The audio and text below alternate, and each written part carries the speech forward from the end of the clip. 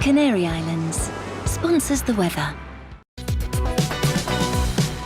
Hello there, I'm Eamon. And I'm Isabel. And you're watching the GB News digital stream across the United Kingdom. And around the world. If you're here in the UK, you can also watch us on your TV screen. GB News is Freeview Channel 236. On Sky, we're Channel 515. 626 on Virgin Media. Just remember, you might need to retune your TV to watch the channel. Yeah, and if you are doing that, find out more about retuning by going to gbnews.uk. Join my show Farage, 7 p.m. till 8 p.m. Monday through Thursday. And there you will get opinion, analysis, debate, and I'll cover stories that nobody else dares to touch. And then for the last 15 minutes, talking pints. We're over a drink. We have a civilized conversation with someone. We very often disagree, but we do it in a grown-up way. Come and join me on Farage.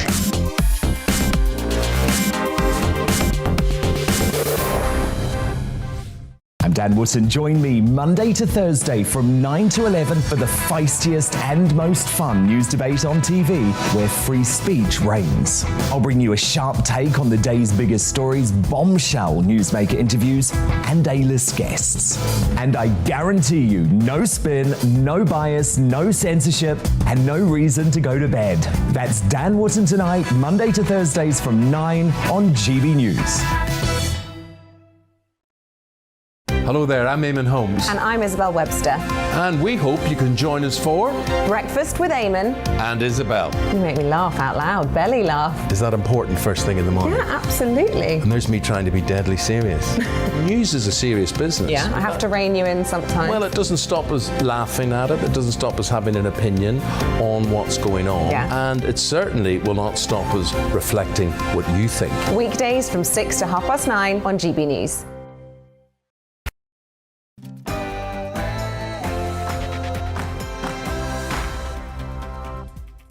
Hello and welcome to The Briefing with me, Gloria De Piero. Lots coming up today. We're talking about the impact of the pandemic on jobs. Also, our NHS is under pressure. We're asking how it's going to keep us safe and how staff are coping, plus housing and a moving interview with Colonel Bob Stewart MP. But first, it's the news with Rosie.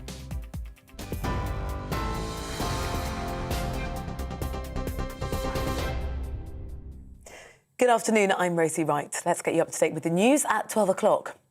The Transport Secretary Grant Shapps has suggested plans to raise national insurance will go ahead despite calls to scrap the move. The Commons leader Jacob Rees-Mogg argues the increase can't be justified as families struggle with surging food and energy costs. Well, from April, national insurance is set to rise by 1.25%. The policy was announced in September to help the NHS during the pandemic and to fund the cost of social care.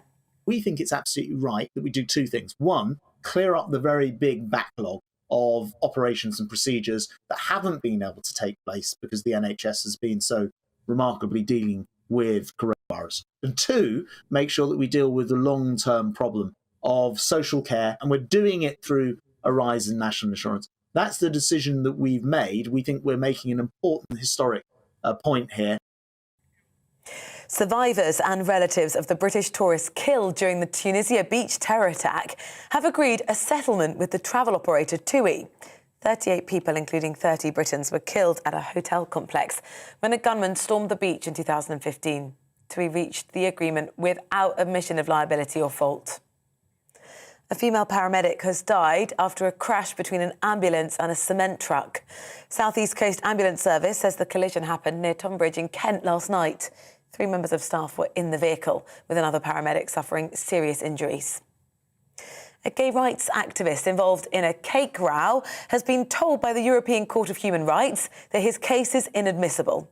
Gareth Lee claims he was discriminated against when the Christian owners of a bakery refused to make him a cake with the slogan "Support Gay Marriage" on it in 2014. He's now considering whether to bring a fresh court challenge under domestic law. The director of the Evangelical Alliance, Peter Linus, has welcomed the European Court's ruling. It comes down to, can you force somebody against their political, religious conscience for any reason? Can you force somebody to print a message they disagree with? And the court said, no, you can't. For anybody, you can't force anybody against their will. And the European Court has now agreed with that. And I think that's ultimately a good decision, actually, for everybody. It's never been about Christians against the LGBT community. Ghislaine Maxwell's lawyers are seeking a retrial after a juror told the media he was a victim of sexual abuse. The defence says his disclosures influenced the deliberations and convinced other members of the jury to convict Maxwell after some initially doubted her accusers. She was found guilty of grooming underage girls to be abused by Jeffrey Epstein last week. Meanwhile, lawyers in Prince Andrew's civil sex abuse case are still waiting for the judge to decide if it will be dismissed. Novak Djokovic's bid to have his visa cancellation overturned will be heard in an Australian court on Monday. The Serbian tennis player, who's hoping to defend his Grand Slam title, was told by border officials he didn't meet entry rules and would be deported. The country's Prime Minister, Scott Morrison, says his proof of exemption wasn't valid. Rules are rules. And there are no special cases. Rules are rules. It's what I said to you yesterday. That's the policy of the government. Entry with a visa requires double vaccination or a medical exemption. I'm advised that such an exemption was not in place, and as a result, he is subject to the same rule as anyone else. President Joe Biden is expected to tell Americans on the anniversary of the deadly Capitol riot that his predecessor, Donald Trump, carries singular responsibility for the attack. 4 people died on January the 6th last year, and 1 Capitol police officer died the day after defending Congress. The former strategic advisor to Donald Trump, Sebastian Gorka, told GBNews that a second presidential bid is likely.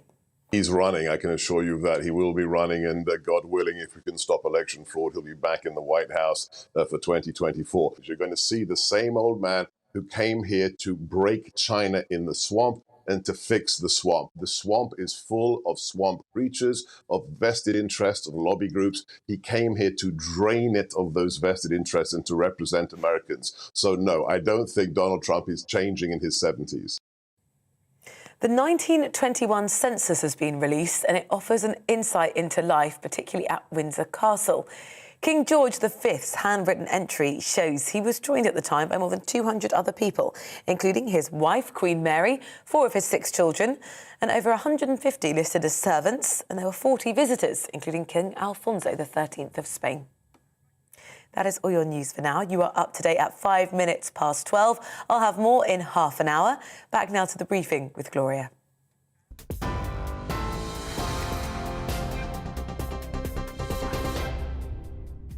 Coming up this hour on The Briefing, there are 1.4 million unemployed people in the UK. How do we get them back to work? Winter's always tough for the NHS, and this winter is much, much worse. How serious is the crisis in our health service? And if you're lucky enough to buy a new home, you might think your problems are over. But with new builds, that's often not the case, with buyers pitted against powerful developers. With more on that. And I have a very moving Real Me interview with Colonel Bob Stewart MP. He describes how a young woman hit by a bomb died in his arms.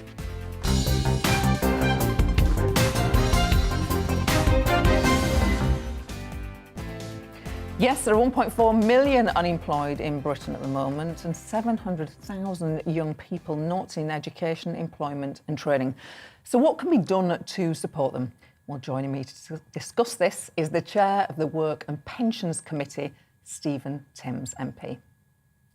Hi, Stephen. Good to see you. Good afternoon, Gloria. Before we talk about the reason that we've got you on to talk about unemployment, I want to start by saying that we had a really lovely reaction to your interview on yesterday's show about the time you were stabbed at a constituency surgery.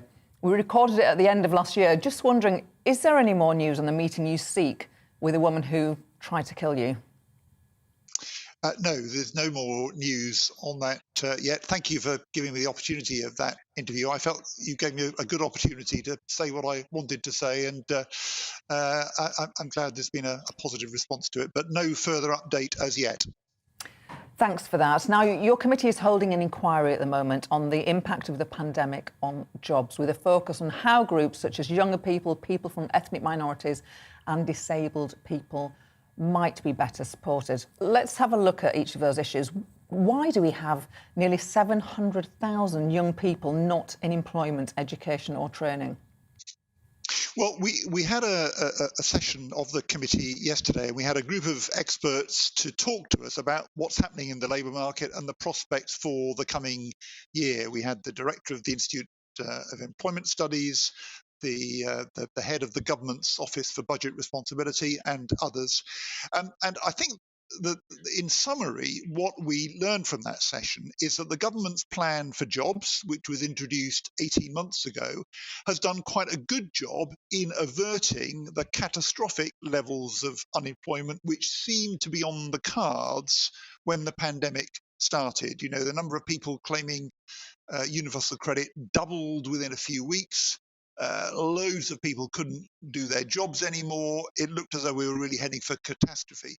That hasn't happened, and I think the measures the government took were successful in that short-term sense. The problem now is that we've got a record number of vacancies.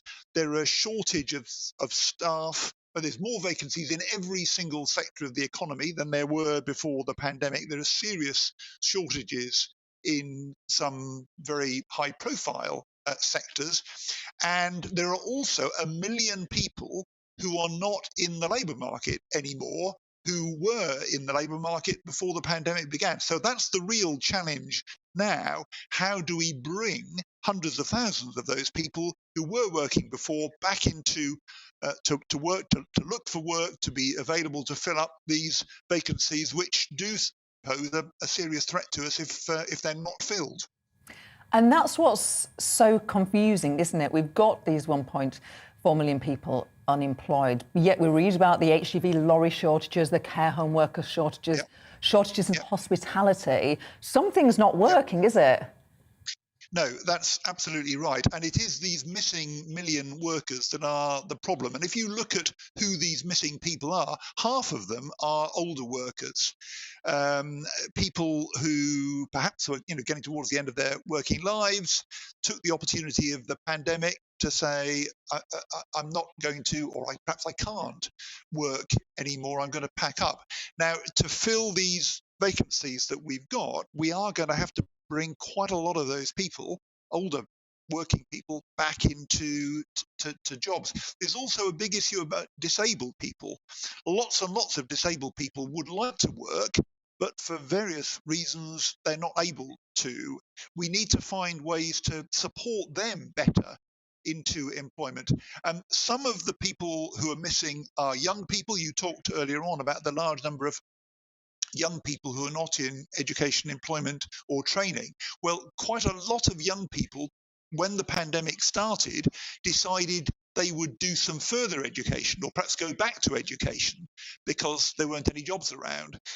What we need to do now is make sure that those people, they've improved their skills and education. That's a good thing. We need to make sure that they can get back into employment as well. There is another issue here, which is that some of the people who are missing, some of this missing million, are people who were migrants who went back home for the pandemic. Because of Brexit, quite a lot of those are not going to be coming back to the UK. So we're going to have to manage without them. But it means it's even more important to get those who are here and who can work and contribute back into employment as soon as we can. There are some people, quite a number of people actually in this country, who say those who are unemployed, they've decided to be unemployed as a lifestyle choice. Is unemployment ever a choice in your view? No, I don't think on a big scale, and certainly people claiming for universal credit, there are pretty stringent conditions imposed on them to look for work.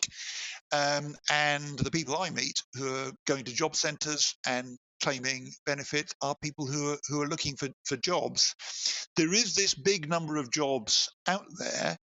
There's a mismatch problem, and the plan for jobs that the government launched 18 months ago was about avoiding catastrophically high levels of unemployment. We've done that now. We do now need more of a strategy for how we can match up the people who are available for the vacancies in the economy. It's a different task to the one that the government embarked on 18 months ago. It's a long-term strategy for growth and jobs that's now required, looking at the particular needs of older workers, the particular challenges around young people, disabled people. A different approach is now needed if we're going to turn around what otherwise could be a really serious problem. And on those labour shortages, some people argue that we need to relax immigration rules. But part of the reason that people voted to leave the European Union is they want more controls on immigration. They don't want a large number of migrant workers or economic migrants coming in to take those jobs. What's your view on that? Well, there have been some relaxations introduced around lorry drivers, around care workers. I think the reality is that we are going to have to relax some of the current migration restrictions if we are to fill the vacancies. 1.2 million vacancies is a record level at the moment. If we're going to see those vacancies filled, including in key sectors like, driving lorries to supply shops and caring for older people and so on, I think we're going to have to continue to lift some of those restrictions if we're going to navigate this. But it is, at the same time, this is an opportunity to make sure that more people in the UK are in position to take up a job. We've got to provide them with training. For disabled people, we've got to provide them with support. There's a lot that the government needs to do, but this is an opportunity to change things for the better for hundreds of thousands of people who haven't had a decent opportunity of employment in the past. Stephen Timms, thank you very much indeed for your time today. No doubt we'll talk again about your inquiry. Thank you. Now, with property prices sky high, you might think that if you've managed to buy a new home, your problems are over. But all too often, that's not the case, as buyers can find their new homes have faults, and then they struggle with developers and contractors to get things fixed. Well, yesterday, Conservative MP for Wantage, David Johnston, led a parliamentary debate on the role of developers and house builders in new homes, and I'm delighted that he joins us now. Hello there. Nice to see you today. Hi, Gloria. I have to say, when I was reading your speech yesterday, it really brought back memories of my time as a constituency MP. I totally get the problems that you raised, and I experienced them in my former constituency. The first issue that you raised is that the quality of a lot of the new homes that go up can be poor. Just explain some of the issues that you've come across with your constituents. Give us some examples. Well, that's absolutely right. What happens is people make the biggest purchase of their lives. I said yesterday, this is not like buying something cheap off eBay and half expecting you might have problems with it. They make the biggest purchase of their lives, and they get in there and they find all sorts of problems of leaks, of crumbling walls, of sewage a sewage system that doesn't work. And you expect minor issues with snagging, but these are often really quite significant defects which cost tens of thousands of pounds to get fixed, if they can get them fixed by whichever developer or house builder built them. When people do try and raise these issues with the company that they bought their homes from, as you said yesterday, they're completely outmatched by the builder that built their home. Sometimes the builder, I'm using your own words here, they'll blame the contractor. Sometimes they will say there's nothing wrong. They say they've signed it out off due to building regulations. What can government do about companies that say, sort of talk to the hand, or computer says no? Well, you're quite right, and we have a new housing ombudsman coming in soon, which will hopefully solve a lot of these problems, because we need much higher standards of the quality of these homes from the outset. People shouldn't be able to sign them off and give them to the homeowner with the defects that they have. But as one chief exec of a housing association in my constituency said, they're building things they just want to walk away from. They want to get it chucked up, walk away from it, but actually people need to then live in it for 50 or 100 years. So the new ombudsman will help this. Interestingly, it's developed a new code by which houses will need to be built. Right now, only 4% of homeowners think the home that they've bought and the house builder who built it are meeting the aspects of this code. 4%. There's one business that's going to have to change 40,000 aspects of its processes in order to meet this new code. So it is going to be a lot tougher requirement, and we have to make sure it's well enforced. And you also talked about house prices in your constituency, £335,000, which is much higher than many of the areas in areas where I used to represent, for example, in Nottinghamshire. But that £335,000 in your constituency, 9.2 times the average income in your constituency. How can the government help people to get on the ladder with those sort of figures, 9 times the average wage? Well, look, this is a really, really important and really difficult question, because we've had this debate about if you simply built lots and lots and lots more houses, would it lower the price? Well, we've made good grounds on building new houses. Heaven knows I've got a lot of them in my constituency, and it doesn't seem to affect the price enough. Now, there are a few reasons for this. One is the slow build-out rate. So it's pretty clear developers sit on land and don't build the houses because it helps to keep the price high. And as I said yesterday, they should if they're not using it, they should lose the planning permission that they have to be able to build houses. But we also need to keep these developers and house builders to their commitments, because what will typically happen is they'll say 30 or 35% of this new development will be affordable homes. And then when they start, they'll say, oh, well, the development wouldn't be viable for us anymore profit-wise if we kept to that number of affordable homes.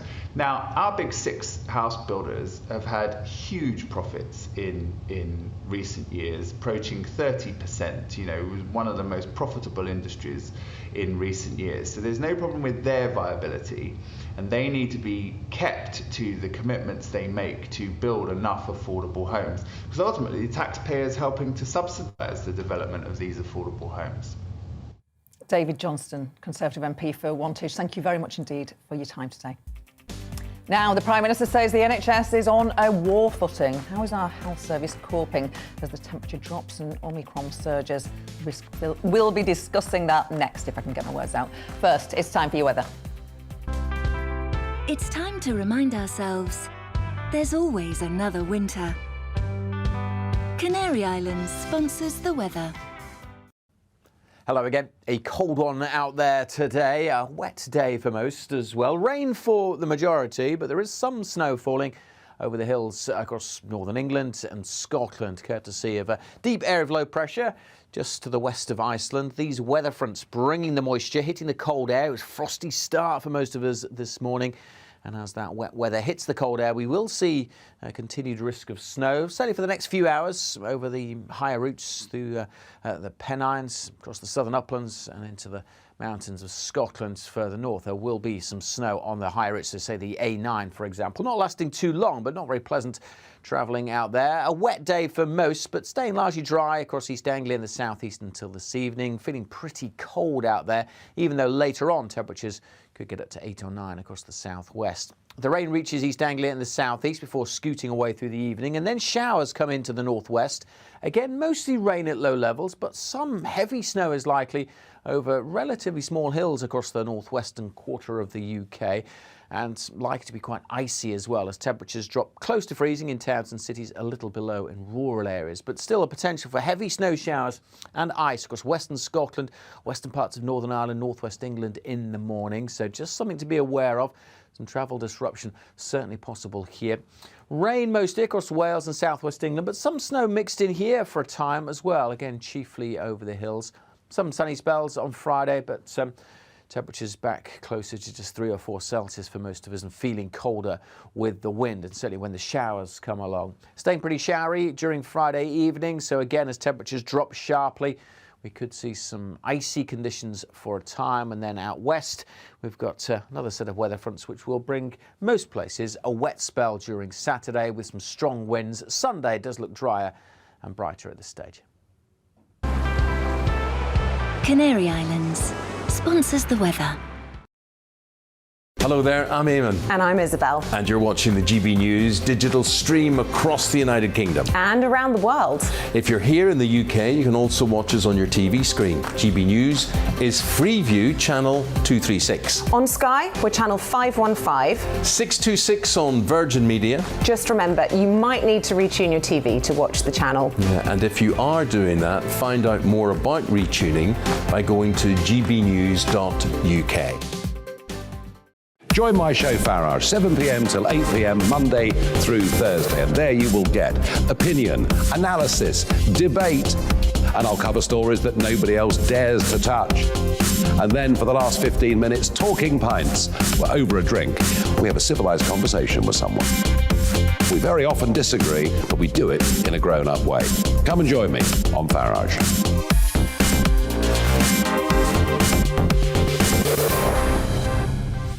I'm Dan Wootton. Join me Monday to Thursday from 9 to 11 for the feistiest and most fun news debate on TV, where free speech reigns. I'll bring you a sharp take on the day's biggest stories, bombshell newsmaker interviews, and A-list guests. And I guarantee you, no spin, no bias, no censorship, and no reason to go to bed. That's Dan Wootton tonight, Monday to Thursdays from 9 on GB News. Hello there, I'm Eamon Holmes. And I'm Isabel Webster. And we hope you can join us for Breakfast with Eamon and Isabel. You make me laugh out loud, belly laugh. Is that important first thing in the morning? Yeah, absolutely. And there's me trying to be deadly serious. News is a serious business. Yeah, I have to rein you in sometimes. Well, it doesn't stop us laughing at it. It doesn't stop us having an opinion on what's going on. Yeah. And it certainly will not stop us reflecting what you think. Weekdays from 6 to 9:30 on GB News.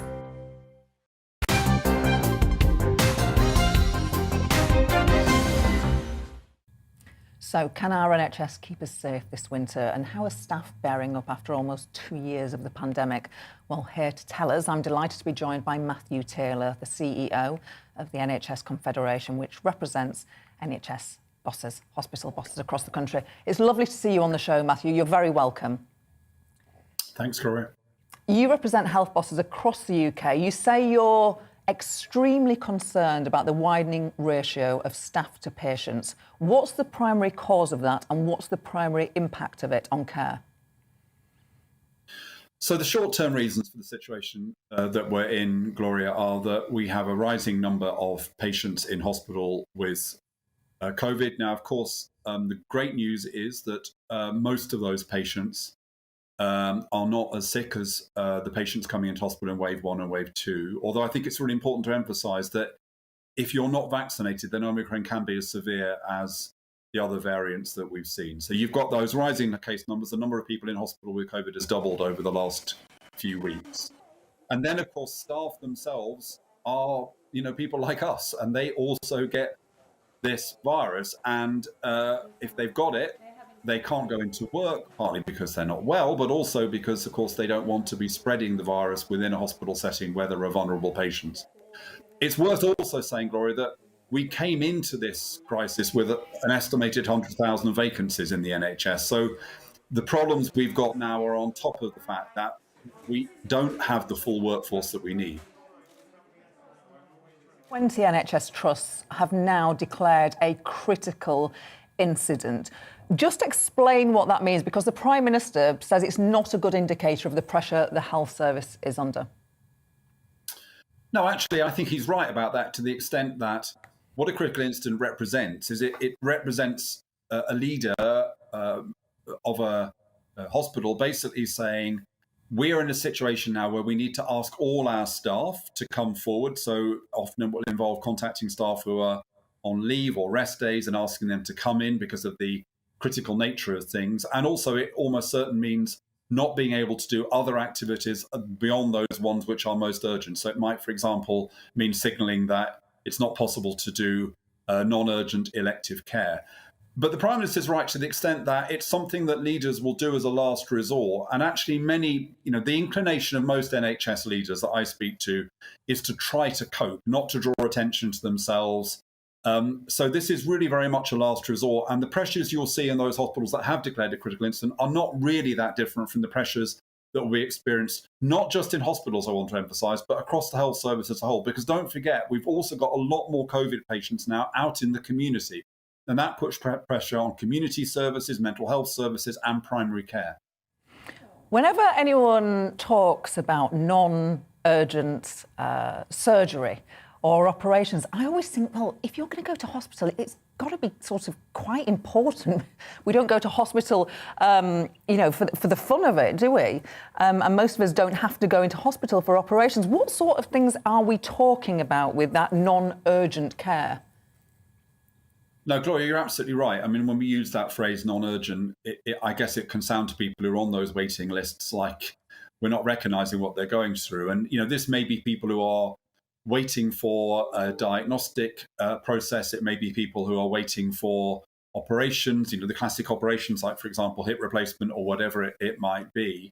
And yes, if you're on that waiting list, you know, it's an anxious time, and also, you know, you can be in pain. And the other consequence, Gloria, is that if you have people, and we unfortunately at the moment have several million people on those waiting lists, those people can get sicker. And that's part of what drives the fact that we've got unprecedented demand in our emergency departments, because some of those people coming to emergency departments are people whose condition has deteriorated because they're on a waiting list. And the government will want to prioritise getting those millions of people, I think it's around 6 million, who are waiting for routine treatment. They'll want to get that down, but it's such a huge number. What sort of timescale? Do you have any idea about what sort of timescale it would take to get that number down? No one should be waiting for a long period of time, should they? No, and you know, I think that's one of the challenges of the we're going through. I speak to leaders who are very frustrated because they were making progress on that backlog, but because of this third wave, they've had to put that on the back burner, and they want to get back to that work as soon as they possibly can. And actually, Gloria, it's been interesting over the crisis. There's been a lot of innovation in the health service, people creating particular hospital sites or zones within hospitals which are COVID-free so that they can carry on with that work. But it is going to take a long time, and it's important to be honest with people about that. And it involves difficult judgment. So obviously, the most obvious thing is, well, let's deal with those people who've been waiting the longest, people who've been waiting tragically over 2 years. But also hospital leaders have got to look at who's on those lists and where the needs are most urgent. So yes, as soon as we get through this wave, and I'm confident that in 2 or 3 weeks we will be through the worst of it, then the priority is going to be to deal with that backlog that's built up over the last 2 years. Matthew Taylor, the Chief Executive of the NHS Confederation, thanks so much for your time today. Thank you. Thank you. Coming up next, I have a very moving interview with Conservative MP and former Army Colonel Bob Stewart MP. He tells me how a young woman died in his arms after a bomb went off in Northern Ireland. First, it's the news with Rosie.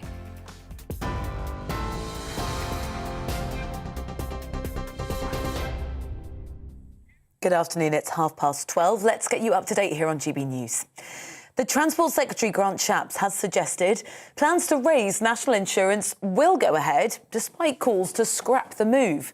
Commons leader Jacob Rees-Mogg argues the increase can't be justified as families struggle with surging food and energy costs. From April, national insurance will rise by 1.25% to fund the NHS and social care. Survivors and relatives of British tourists who were killed during the 2015 Tunisia beach terror attack have agreed a settlement with the travel operator TUI. 38 people, including 30 Britons, were killed at a hotel complex when a gunman stormed the beach in 2015. TUI agreed the undisclosed figure without admission of liability or fault. A gay rights activist who claims he was discriminated against in a cake baking row has been told by the European Court of Human Rights that his case is inadmissible. Gareth Lee is now considering whether to bring a fresh court challenge under domestic law. He says he's frustrated that the court issues weren't fairly analysed by the European Court. Ghislaine Maxwell's lawyers are seeking a retrial after a juror in the case told the media he was the victim of sexual abuse. Well, the defence says his disclosures influenced the deliberations and convinced other members of the jury to convict Maxwell. She was found guilty of grooming underage girls to then be abused by Jeffrey Epstein last week. Novak Djokovic's bid to have his visa cancellation overturned will be heard in an Australian court on Monday. The Serbian tennis player, who's hoping to defend his Grand Slam title, was told by border officials he did not meet entry rules and would be deported. It's 12:33. You are right up to date now here on GB News. I'll be back with more on the day's top stories at 1 o'clock.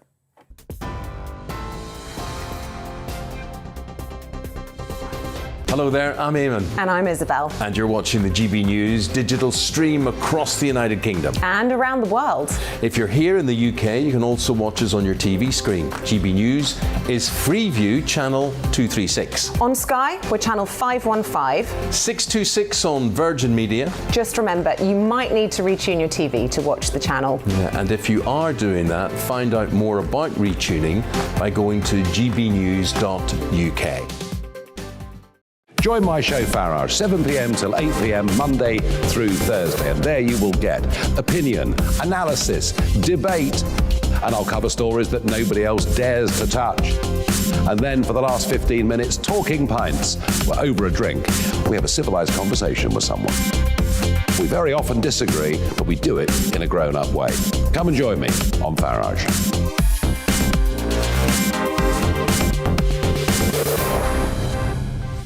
I'm Dan Wootton. Join me Monday to Thursday from 9 to 11 for the feistiest and most fun news debate on TV, where free speech reigns. I'll bring you a sharp take on the day's biggest stories, bombshell newsmaker interviews, and A-list guests.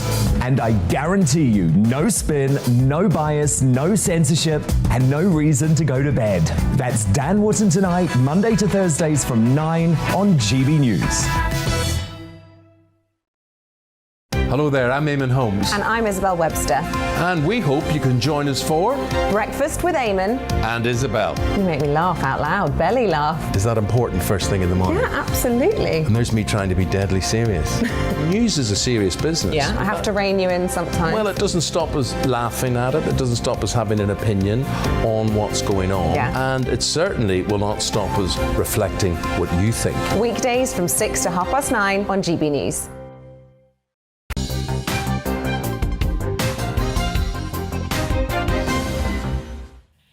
Now it's time for the latest in my series of interviews with MPs, where we go behind the politics and get to know the real person. Today, it's the Conservative MP, Colonel Bob Stewart. He spoke movingly about his time serving in Northern Ireland in the 1980s and a warning that some viewers may find his account upsetting from the very start.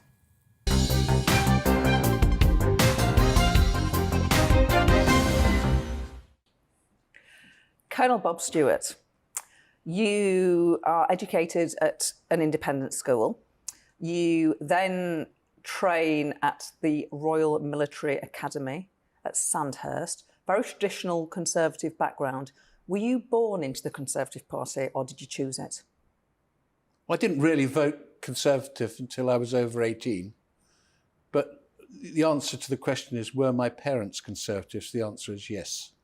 So I suppose in that way, I was born into a Conservative kind of background. You've always voted Conservative? When I voted in the army, often I was abroad and I didn't really get round to it. But the answer is, when I voted, yes. You were commanding officer for a period in Northern Ireland and also in Bosnia. What is your most memorable experience from commanding our troops, first of all in Northern Ireland? Well, I wasn't commanding officer when the Ballykelly bomb went off on the 6th of December 1982, but it was the most traumatic experience of my life when I was 32 years old, and 17 people were killed. 6 of them were my soldiers, 35 of my company of 120 were wounded, and I was the incident commander, and a girl died in my arms. She was 18 and she'd lost both legs and an arm. And I spoke to her when I found her, because I was there very quickly. When I found her on the ground, she was bleeding excessively. Her boyfriend had run off. And I spoke to her and I said something trite like, "Are you all right, darling?" I was 32. I discovered she was 18. She said, "I think so." And I spoke to her and I said, "Are you all right again?" She said, what's happened? I said, there's been a bomb. She said, oh, am I hurt? And I said, you are a bit. She said, am I badly hurt? And I said, yes. She said, am I going to die? And I said, I think so. She said, will you hold me? And I held her as she died. So I can't think of anything more traumatic than that in my life than that actual incident. But there were others, not far off that. How do you deal with a trauma like that? What are the after effects of that? Do you have flashbacks for a period of time? Do you still have flashbacks now about that? My mother was a northern girl, which you might understand, and she said I'd never die with water on the brain. What she meant was I blub. And I think weeping is something that releases pressure. And after that girl died, I was impossible for about 10, 15 minutes because I was crying. But then I was the incident commander, so I had to pull myself together because it wasn't just her, it was a huge number of other people that were hurt. But what really impacted me was the youth of this girl that had died, and I'd been there. So the answer is, I don't get flashbacks. I don't not sleep because of it, but I remember all the time. All the time. It's interesting that you talk about you cried, which is a understandable, normal reaction. Are there lots of tears at your level or at any level? Oh, well, of course there are. It's hidden. Part of the, my generation, because I am a generation least above you. At least. We didn't show emotion much. My father did not show emotion much. But my father was a soldier, had a military cross, 2 mentions in dispatches, and lost a lot of men in Aden, actually in the 50s. My mother told me that he used to cry at night. This may well be what they now call post-traumatic stress disorder. It may well not be. Do I cry? I still cry when I think of things, but I try and hide it because I don't think it's appropriate. Thank you. I didn't expect you to be so open. We were on the same corridor and we had fun, didn't we? We were MPs, we were elected at the same time. And I don't think many people would expect you to be open about your own emotions and feelings, and I think that's really helpful. So thank you. Your most memorable moment from commanding our troops in Bosnia? Coming out of Bosnia and looking across the plains and seeing all my armoured vehicles spread out in lines, and there were something like 150 of them across a plain, and I just thought, life can't get better than this, being in charge of an armoured infantry regiment, moving out, having achieved what we did. We went to Bosnia in 1992. People said thousands of people would die. Some did, but we saved a lot of people. For example, in April 1993, we pulled out about 2,000 women and boys and some old men from Srebrenica, which was some years before the massacre that occurred in July 1995. And we got them out of Srebrenica, and we took some casualties going in to get them out. No one died on our part, although when we went into Srebrenica, about 20 civilians were killed around us as we went in from shell fire. In all your time serving our country, have you feared for your own life?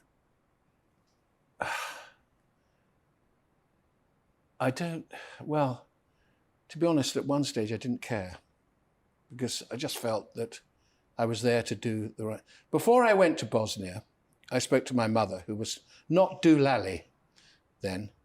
Towards the end of her life, she'd describe herself as being a bit doolally. And I said to my mum, I'm not sure I can take the casualties that I'm anticipated to take in Bosnia, which is about 25% of my men. Out of 900, that's a lot. I said I'd lost so many men 10 years before, and my mother told me to get a grip. Remember your father, of course you can. Sort yourself out. You can do this job properly. Do not show any weakness on it. Go in there and do what the hell you can. And from that, I decided that I would actually be up front, in front, and actually I wasn't given a mission for 2-3 months, but I decided my mission was to stop people dying, to save lives. And that is what we try to do. And if you have to save lives by taking lives, then sometimes you have to do that. And we did that too. Were you prepared to sacrifice your own life? Well, do you think of that? You know, well, of course you did, because soldiers were shot beside me, and you know, I lost my escort driver, Lance Corporal Wayne Edwards. He was killed, shot through the head. You know, actually not at the time when I was with her, but Debrilla Kalaba, my wonderful 29-year-old interpreter, was deliberately targeted because I'd taken her to the massacre of Armici site, and she'd been on the television, and therefore she became a target, and a Bosnian Croat sniper killed her on the 5th of July 1993 by shooting her. So the answer is, you always think that it might happen, but you know, being a soldier, you have two thoughts. One, it might not happen to me. And two, the soldier's prayer. If it does, let it be a headshot. In other words, quick. You retire from the army in 1996. Why? The army told me that my probably career was over. That the military secretary said, you've offended people and up at the top by some of the actions you've taken in Bosnia, and actually, you know, as well as that, I was getting divorced. Divorce was not a good thing in the army. So those two, you know, Blind Pew tapped his way down to the Admiral Benbow in Treasure Island terms. He had two black spots. One, I was getting divorced, and two, actually, I'd offended enough senior officers to stop me going further. So I thought, do I want to stay in the army, stay at the same level I am, and end up commanding some sort of lonely range in the Outer Hebrides at the age of 55? And I thought, no, I don't want to do that. Get out while I really am on top of the game, enjoying the army. I don't want to be bitter about it, and I'm not bitter about it. In 20, you work in public affairs, which I was surprised to read about you. Yeah. But more. The only job I could get. You know, I tried very hard to get jobs. Everyone said I'd get a job easily, you know, with my high profile. That's not true at all. You know, I did actually have quite a good degree. Yes. And you know, I had written a lot. But I was quite surprised that it took me, you know, a great deal of effort to try and get a job. And the only job that I got offered was in public affairs. Gosh, that's extraordinary. It's a fact. What would you have liked to have done when you left the army? I did consider teaching, actually. Right. I thought teaching would be a good thing to do, because I got a degree.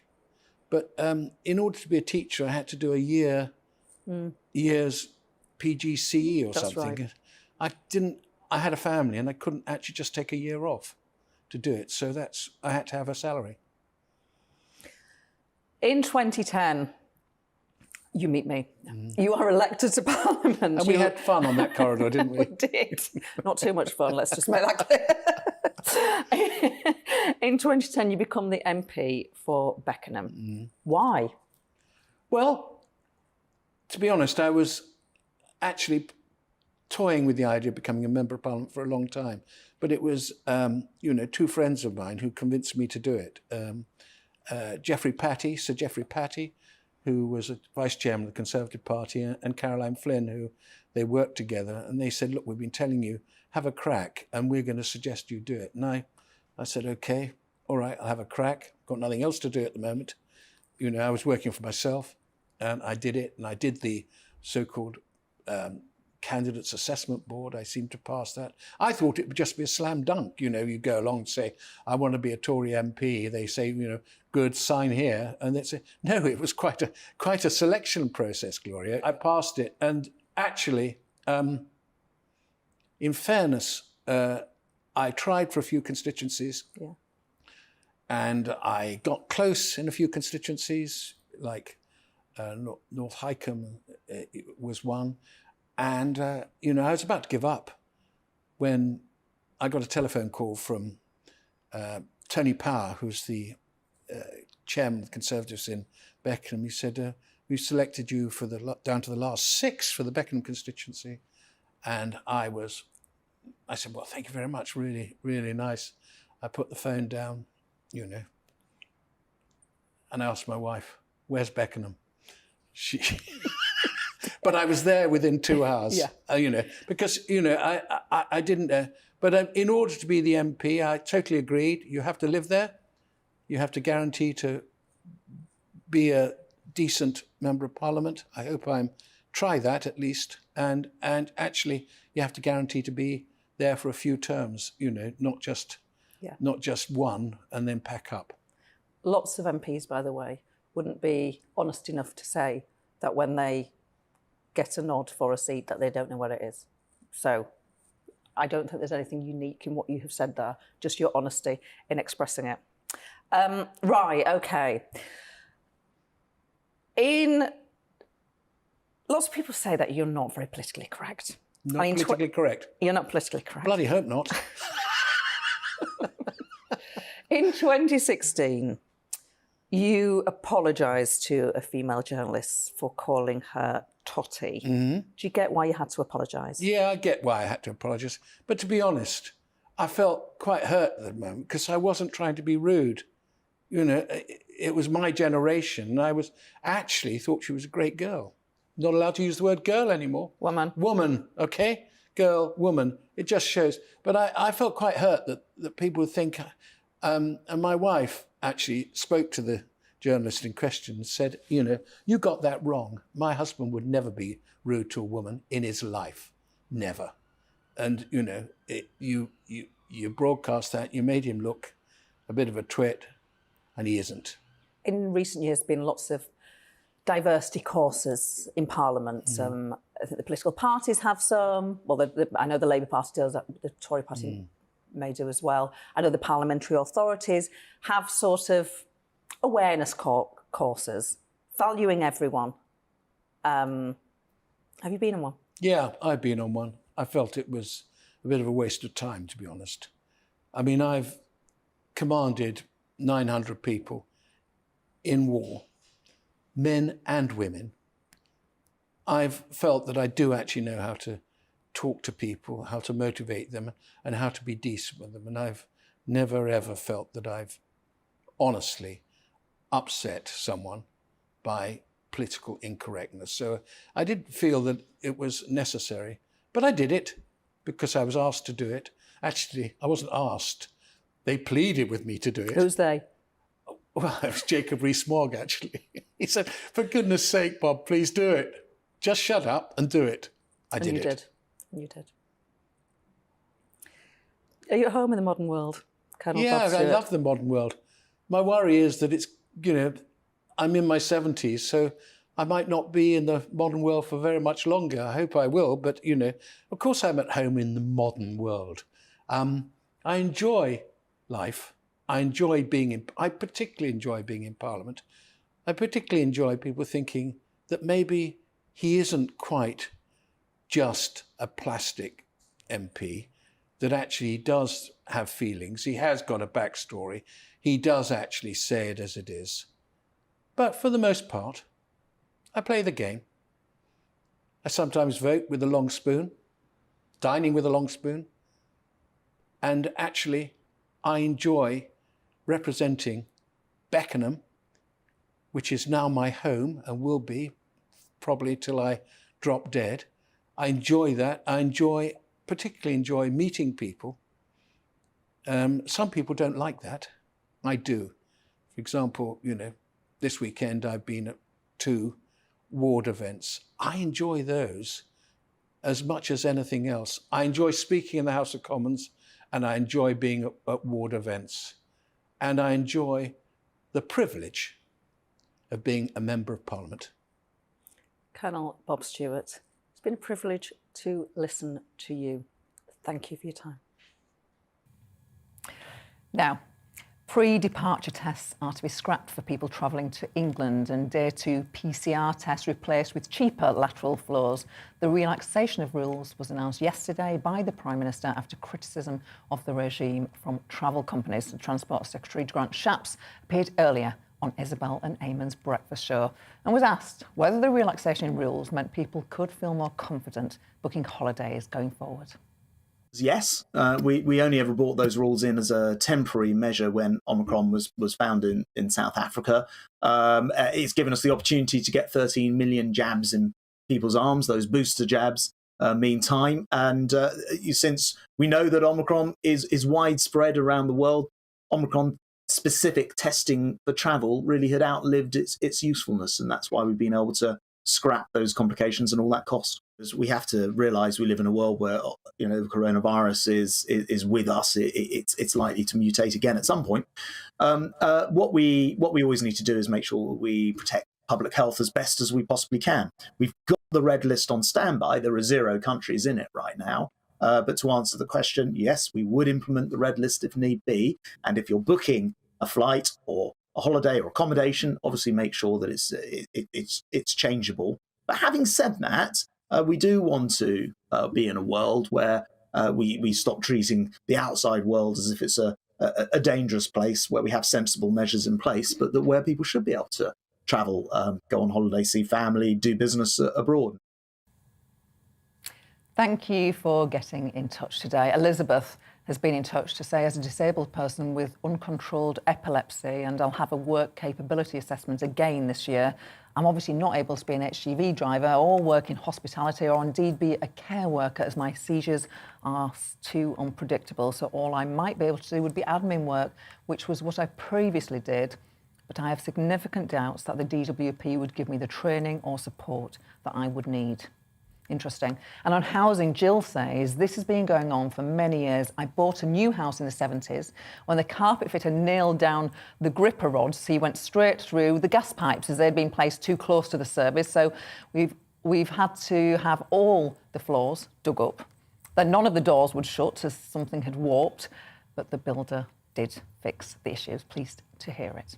You have been watching The Briefing with me, Gloria De Piero. The show is back every weekday from noon. Isabel will be here with you tomorrow. Up next, it's On the Money with Liam Halligan. But for now, I'll say thank you for watching and leave you with your weather forecast. It's time to remind ourselves there's always another winter. Canary Islands sponsors the weather.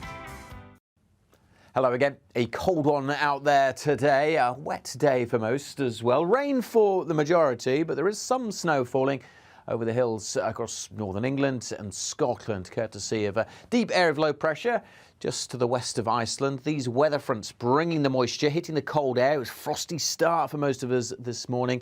And as that wet weather hits the cold air, we will see a continued risk of snow, certainly for the next few hours over the higher routes through the Pennines, across the southern uplands and into the mountains of Scotland further north. There will be some snow on the higher routes, so say the A9, for example. Not lasting too long, but not very pleasant travelling out there. A wet day for most, but staying largely dry across East Anglia and the southeast until this evening. Feeling pretty cold out there, even though later on temperatures could get up to 8 or 9 across the southwest. The rain reaches East Anglia and the southeast before scooting away through the evening, and then showers come into the northwest.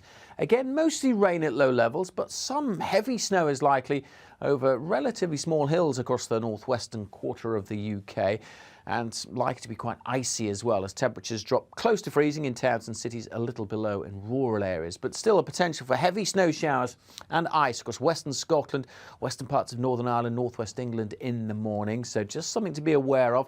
Some travel disruption certainly possible here. Rain mostly across Wales and southwest England, but some snow mixed in here for a time as well. Again, chiefly over the hills. Some sunny spells on Friday, but temperatures back closer to just 3 or 4 Celsius for most of us and feeling colder with the wind, and certainly when the showers come along. Staying pretty showery during Friday evening, so again as temperatures drop sharply, we could see some icy conditions for a time, and then out west we've got another set of weather fronts which will bring most places a wet spell during Saturday with some strong winds. Sunday does look drier and brighter at this stage. Canary Islands sponsors the weather. Hello there, I'm Eamon Holmes. And I'm Isabel Webster. And we hope you can join us for Breakfast with Eamon. And Isabel. You make me laugh out loud, belly laugh. Is that important first thing in the morning? Yeah, absolutely. And there's me trying to be deadly serious. News is a serious business. Yeah, I have to rein you in sometimes. Well, it doesn't stop us laughing at it. It doesn't stop us having an opinion on what's going on. Yeah. And it certainly will not stop us reflecting what you think. Weekdays from 6 to 9:30 on GB News.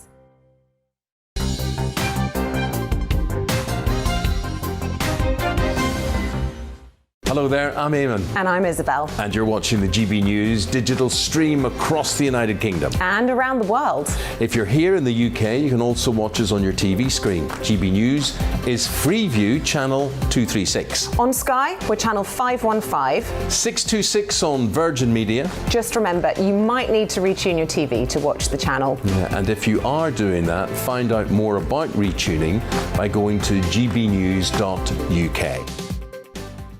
Join my show Farrar, 7 p.m. till 8 p.m. Monday through Thursday, and there you will get